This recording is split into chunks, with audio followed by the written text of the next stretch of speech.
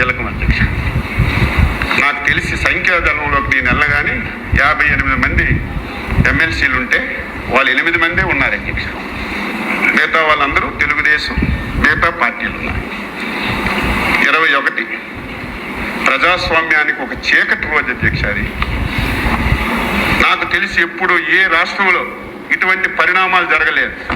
శాసన మండలిలో ఇక్కడ ఉన్నటువంటి బిల్లు అధ్యక్ష పాస్ చేయడానికి అధికారం లేదు. 8 మంది సభ్యులతో బిల్లు పాస్ అవ్వదు అధ్యక్ష, అందరికీ తెలుసు. కానీ ఎలాగైనా బిల్లు పాస్ చేసి ఈ రాష్ట్రాన్ని విడదీయాలని, మొత్తం తెలుగు జాతిని విచ్ఛిన్నం చేయాలని ప్రయత్నం అధ్యక్ష.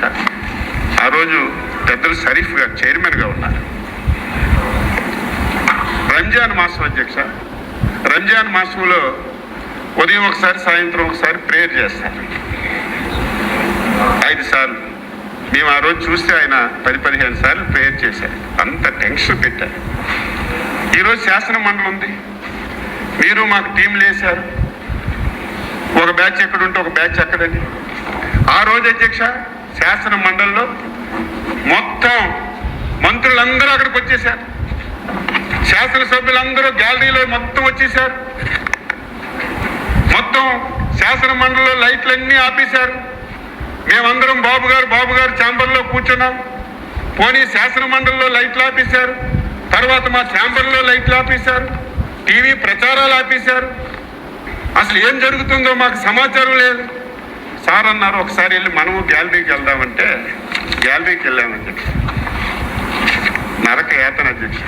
ఆయన ఓపిక నేను జోహార్ అధ్యక్ష. మనస్ఫూర్తిగా ఆయన అంత ఓపిక ఎవరికీ రాదు.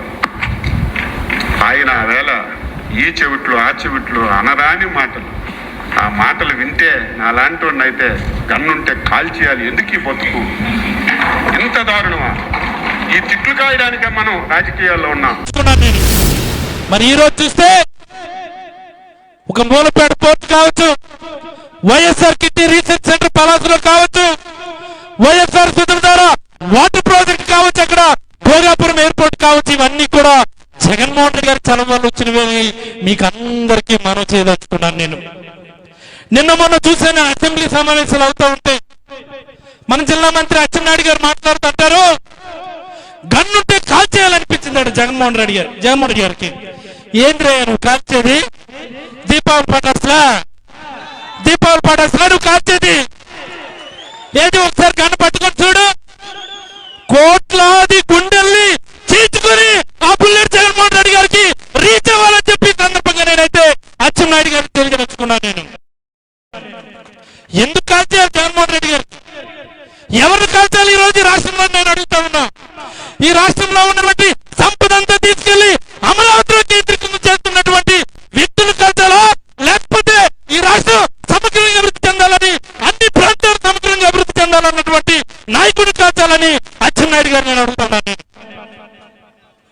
ఇంటి దగ్గరకు వచ్చే ధాన్యం కొనుగోలు చేసి ఇంటిగా యూరియా పంపించినటువంటి జగన్మోహన్ రెడ్డి గారి కథలా, లేకపోతే దళారులకి రైతులు విడిచిపెట్టి యూరియా బస్తా కోసం అని చెప్పి అడుక్కు తినేది చేస్తున్నటువంటి వ్యక్తుల్ని కాల్చాలని నేను అడుగుతా ఉన్నా ఈరోజు అచ్చెన్నాయుడు గారిని. ఎవరు కాల్చాలి? ప్రైవేట్ మెడికల్ కాలేజీలు కట్టించడానికి కాల్చాలా, మెడికల్ కాలేజీని అమ్మగారి కాల్చాలని నేను అడుగుతా ఉన్నా ఈరోజు అచ్చెన్నాయుడు గారిని. ఎవరు కాల్చాలి? సమాధానం చెప్పి తీరారు అచ్చెన్నాయుడు గారు.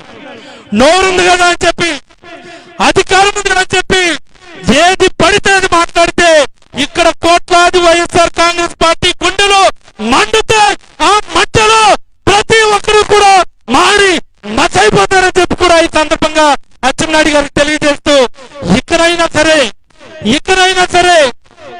క్రెడిట్ చోరీ ఆపండి, కీర్తి చౌర్యాన్ని ఆపండి. మీకు చేతనైతే మీరు శంకుస్థాపన చేసినటువంటి పనులు, మీరు మంజూరు చేసినటువంటి పనులు ఏమైనా ఉంటే జీవో రూపంలో మాకు చూపించండి.